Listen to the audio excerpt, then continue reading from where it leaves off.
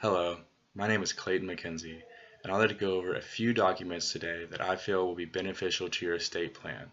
The first being the per stirpes versus per capita beneficiary designations.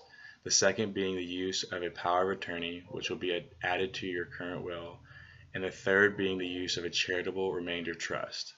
The first estate planning document that we're going to go over is the per stirpes versus per capita beneficiary designation. Your current will distribution is labeled as per stirpes or per capita, but what does this mean? If your estate was distributed per stirpes, Mason, Madison, and Tommy would each get 1/3 of the estate. But if one of your children were to predecease you, then their portion of the estate would be distributed to their children. But with your estate distributed per capita, each of your children would still get 1/3 of your estate. But if one of them were to predecease you, then the estate would be split 50-50 between the remaining children. But which method is best? I personally believe that the per capita method is best since it gives the option of distribution to your grandchildren to your children alone. Next, we'll be talking about a power of attorney.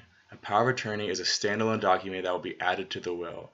This will give each of you the ability to make a decision on the other's behalf. If it is a springing power of attorney, the decisions can only be made if the other is incapacitated or unable to make decisions on their own. If it is an immediate power of attorney, the decision can be made on each other's behalf without any justification or further action from your spouse. The next document that we're going to look at is the use of trust. When it comes to the question of whether or not to implement a trust into your estate plan, the answer can be complicated. In your plan, I do not think there is a need to hold funds in a traditional trust. What I do think will be beneficial is the implementation of a charitable remainder trust. More specifically, a charitable remainder unit trust, or CRUT for short. A CRUT is a trust that you can put assets in now that will create an income stream for you or selected beneficiaries at a later specified date. But what are the benefits of a charitable remainder unit trust?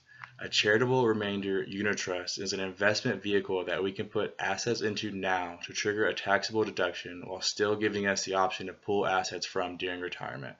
CRUT distribution is a fixed percentage of the value that is in the trust, so you'll be able to expect regular payouts without the fear of a market crash. And lastly, at the end of the specified time period, the remainder of the trust assets will go to a specified charity of your choice or transfer to a new beneficiary.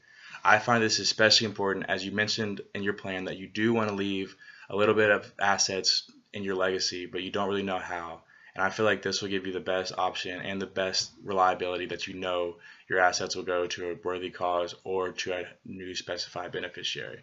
Thank you for your time.